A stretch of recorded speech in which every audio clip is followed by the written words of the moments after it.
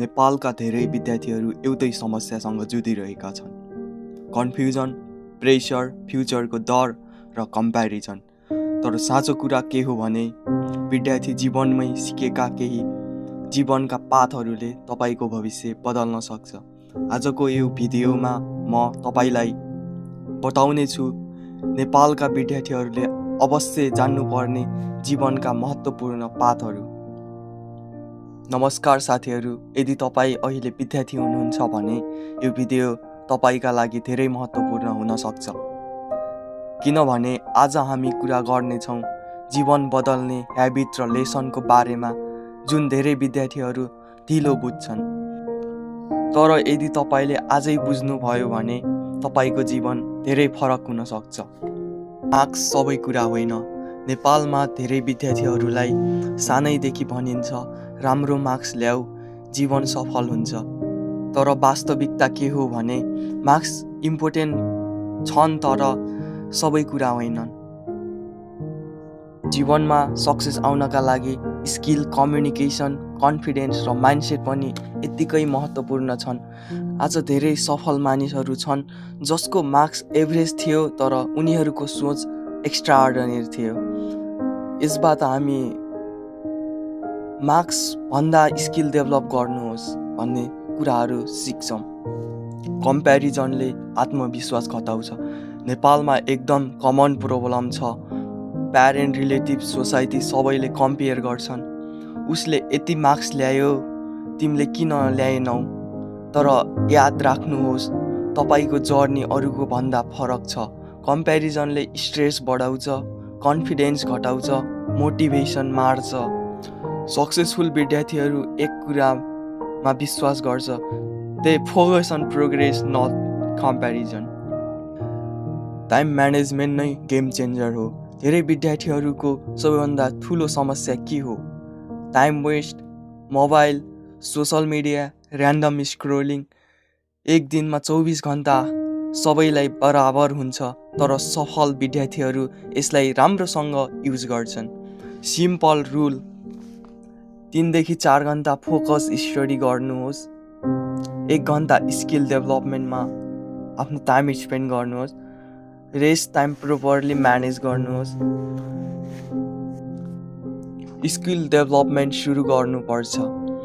नेपालमा धेरै विद्यार्थीहरूले एउटा गल्ती गर्छन्, they only study for exam. तर अहिले ओल्डमा इम्पोर्टेन्ट कुरा के हो भने त्यो स्किल हो।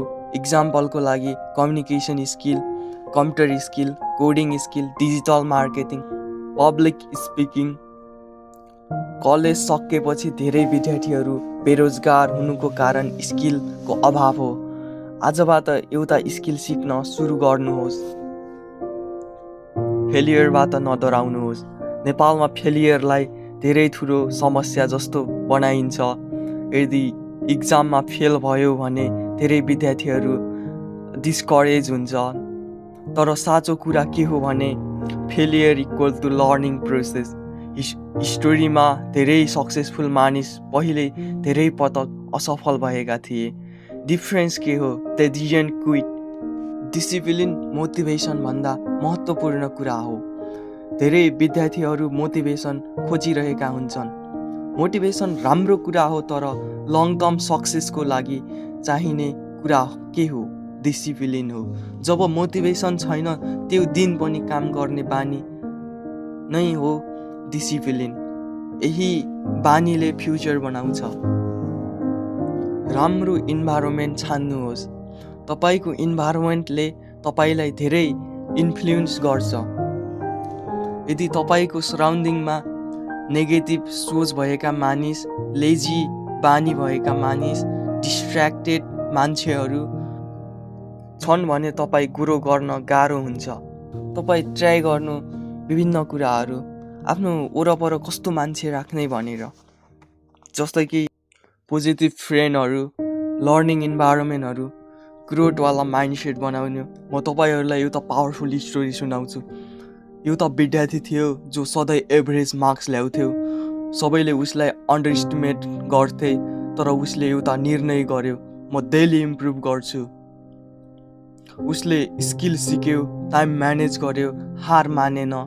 5 वर्षपछि के भयो? उही विद्यार्थी सक्सेसफुल भयो। यसबाट के सिक्न सकिन्छ भन्दाखेरि कन्सिस्टेन्सी विथ ट्यालेन्ट भन्ने कुराहरू सिक्न सकिन्छ। यदि तपाईँ विद्यार्थी हुनुहुन्छ भने यी 7 कुरा याद राख्नुहोस्। मार्क्स सबै कुरा होइन। कम्प्यारिजन बन्द गर्नुहोस्। टाइम म्यानेज गर्नुहोस्। स्किल सिक्नुहोस्। फेलियरबाट सिक्नुहोस्। डिसिप्लिन बनाउनुहोस्। राइट इन्भाइरोमेन्ट चुज गर्नुहोस्। यदि तपाईँले यी फलो गर्नुभयो भने तपाईँको फ्युचर धेरै स्ट्रङ हुन्छ। याद राख्नुहोस्, तपाईँ अहिले जहाँ हुनुहुन्छ त्यो इम्पोर्टेन्ट होइन। इम्पोर्टेन्ट के हो भने तपाईँ कहाँ जान चाहनुहुन्छ। आजको सानो डिसिजन भोलिको ठुलो सक्सेस बन्न सक्छ। यदि तपाईँ विद्यार्थी हुनुहुन्छ भने कमेन्टमा लेख्नुहोस्, आई विल इम्प्रुभ माइसेल्फ। यदि यो भिडियो हेल्पफुल लाग्यो भने लाइक गर्नुहोस्, सब्सक्राइब गर्नुहोस् र साथीहरूलाई सेयर गर्नुहोस्, किनभने कहिलेकाहीँ एउटा भिडियोले जीवन बदल्न सक्छ। Thank you so much.